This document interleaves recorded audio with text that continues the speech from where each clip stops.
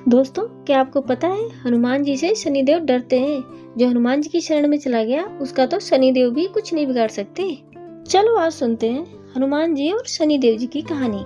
कैसे शनिदेव जी हनुमान जी से हार के उनसे माफी मांग लेते हैं। जब हनुमान जी से हारे शनि के नाम से ही हर व्यक्ति डरने लगता है।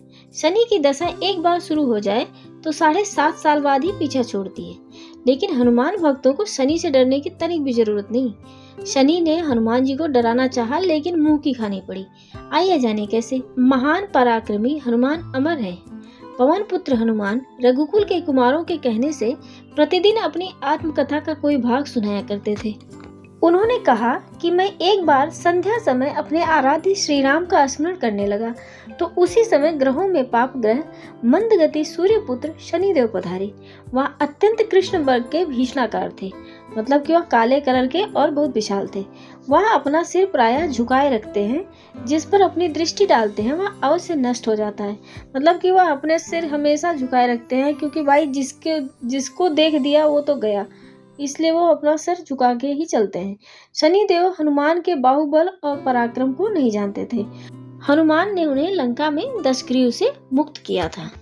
कहने का मतलब ये है कि जब हनुमान जी सीता जी का पता लगाने के लिए लंका गए थे और उन्होंने लंका को जलाई थी, मतलब तो उनको रावण के महल में शनिदेव बंदी मिले हुए थे। तो जब शनिदेव से मिले हनुमान तो बोले, अरे शनिदेव यहाँ क्या कर रहे हो। तो शनिदेव ने कहा कि मुझे रावण ने बंदी बना के रखा है, अगर तुम मुझे यहाँ से मुक्त करा दो तो मैं जो तुम कहोगे वो मैं करूँगा।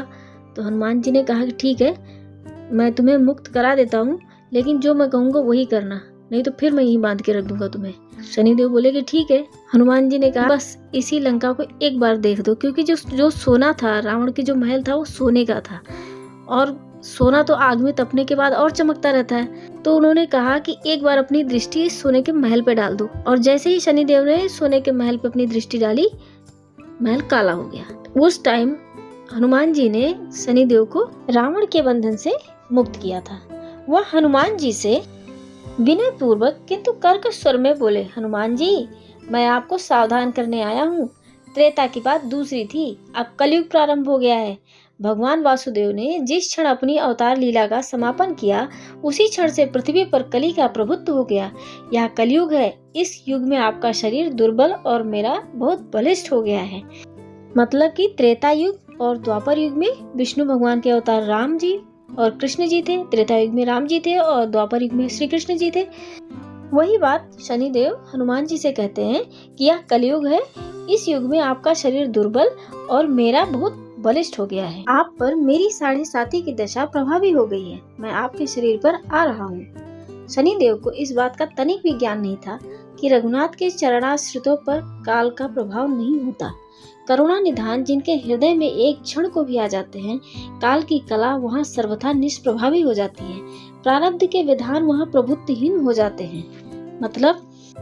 मतलब जो भगवान श्री राम जी की शरण में चला गया, जिनके हृदय में भगवान राम एक पल के लिए भी आ गए, उसका तो काल भी कुछ नहीं कर सकता। शनि क्या चीज है। सर्व समर्थ पर ब्रह्म के सेवकों का नियंत्रण, संचालन, पोषण प्रभु ही करते हैं। उनके सेवकों की ओर दृष्टि उठाने का साहस कोई सुर असुर करे तो स्वयं अनिष्ट भाजन होता है। शनिदेव के अग्रज यमराज भी प्रभु के भक्त की ओर देखने का साहस नहीं कर सकते। हनुमान जी ने शनिदेव को समझाने का प्रयत्न किया, आप कहीं अन्यत्र जाएं। ग्रहों का प्रभाव पृथ्वी के मरणशील प्राणियों पर ही पड़ता है।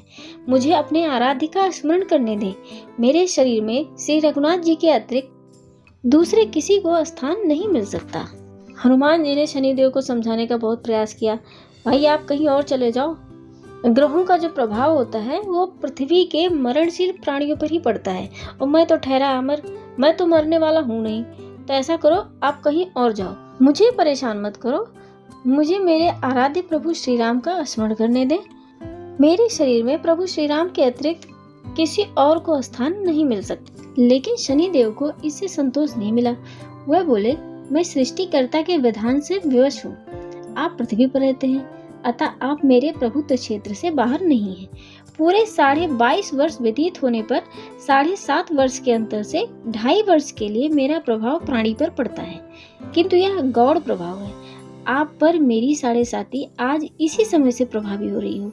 मैं आपके शरीर पर आ रहा हूँ, इसे आप टाल नहीं सकते हैं। शनिदेव जी हनुमान जी से कहते हैं कि रहते तो आप धरती पर हो, तो इसलिए आप पर साढ़े साती अवश्य लगेगी और मैं आपके शरीर पर आ रहा हूँ, आप इसको रोक नहीं सकते हो। फिर हनुमान जी कहते हैं जब आपको आना ही है तो आइए, अच्छा होता कि आप मुझ वृद्ध को छोड़ ही देते। फिर शनिदेव कहते हैं कलयुग में पृथ्वी पर देवता या उपदेवता किसी को नहीं रहना चाहिए, सबको अपना आवास सूक्ष्म लोकों में रखना चाहिए। जो पृथ्वी पर रहेगा वह कलयुग के प्रभाव में रहेगा और उसे मेरी पीड़ा भोगनी पड़ेगी। और ग्रहों में मुझे अपने अग्रज यम का कार्य मिला है। मैं मुख्य मारक ग्रह हूँ और मृत्यु के सबसे निकट वृद्ध होते हैं, अतः मैं वृद्धों को कैसे छोड़ सकता हूँ। शनिदेव जी हनुमान जी से कहते हैं एक तो आप धरती पर रहते हो, दूसरे आप ठहरे वृद्ध, और वृद्ध ही मृत्यु के सबसे करीब होता है, तो मैं आपको छोड़ कैसे सकता हूँ। मैं तो जरूर आपके शरीर पर आऊंगा। हनुमान जी पूछते हैं आप मेरे शरीर पर कहाँ बैठने आ रहे हैं। शनिदेव गर्व से कहते हैं प्राणी के सिर पर। मैं 2.5 वर्ष प्राणी के सिर पर रहकर उसकी बुद्धि विचलित बनाए रखता हूँ। मध्य के 2.5 वर्ष उसके उदर में स्थित रहकर उसके शरीर को अस्वस्थ बनाता हूँ। वह अंतिम 2.5 वर्ष पैरों में रहकर उसे भटकाता हूँ। मतलब शनिदेव जी कहते हैं कि मैं पहले के जो 2.5 वर्ष होते हैं, मतलब जो 2.5 साल होते हैं, मैं प्राणी के सिर पर बैठता हूँ। मतलब सबसे पहले उसकी बुद्धि भ्रष्ट करता हूँ, उसका दिमाग खराब करता हूँ। फिर बीच का जो 2.5 साल होता है वो मैं प्राणी के पेट में स्थित होता हूँ, उसको पहले बीमार करता हूँ, अस्वस्थ कर देता हूँ। और अंतिम जो 2.5 साल बचते हैं मैं उसको पैरों में रहता हूँ और उसे भटकाता हूँ। मतलब इंसान को समझ में नहीं आया कि मैं कहाँ जाऊँ, क्या करूँ, कहाँ जाऊँ, कहाँ नहीं जाऊँ। तो शनि की साढ़े साती सबसे पहले 2.5 साल प्राणी के सिर पर रहती है, फिर 2.5 साल प्राणी के पेट में रहती है, उसे अस्वस्थ कर देता है, फिर 2.5 साल उसके पैरों में आता है, उसे भटकाता रहता है। ये है शनि की 7.5 साल की सजा जो वो प्राणी को देते हैं। फिर शनिदेव हनुमान जी के मस्तक पर आ बैठे तो हनुमान जी के सिर पर खाज हुई। इसे मिटाने के लिए हनुमान जी ने बड़ा पर्वत उठाकर सिर पर रख लिया। शनिदेव हनुमान जी के सिर पर आकर बैठ गए। हनुमान जी को सिर में बड़ी खुजली होने लगी। इसे मिटाने के लिए हनुमान जी ने एक बहुत बड़ा पर्वत उठाया और अपने सिर पर रख लिया। शनिदेव चिल्लाते हैं यह क्या कर रहे हैं आप। फिर हनुमान जी कहते हैं जैसे आप सृष्टिकर्ता के विधान से विवश हैं, वैसे ही मैं भी अपने स्वभाव से विवश हूँ। मेरे मस्तक पर खाज मिटाने की यही उपचार पद्धति है और आप अपना कार्य करें, मैं अपना कार्य करता हूँ। हनुमान जी बोले भाई देखो, मैं तो हूँ एक वानर और मेरे कार्य भी अतरंगी ही होंगे, तो ऐसा है आप अपना कार्य करो और मैं अपना कार्य करता हूँ। ऐसा कहते ही हनुमान जी ने दूसरा पर्वत उठाकर सिर पर रख लिया। इस पर शनिदेव कहते हैं आप इन्हें उतारिए, मैं संधि करने को तैयार हूँ। उनका इतना कहते ही हनुमान जी ने तीसरा पर्वत उठाकर सिर पर रख लिया। तो शनिदेव चिल्लाकर कहते हैं मैं अब आपके समीप नहीं आऊंगा। फिर भी हनुमान जी नहीं माने और चौथा पर्वत उठाकर सिर पर रख लिया। शनिदेव फिर चिल्लाते हैं पवन कुमार त्राहि माम रामदूत आंजनेयाय नमः। मैं उसको भी पीड़ित नहीं करूंगा जो आपका स्मरण करेगा, मुझे उतर जाने का अवसर दें।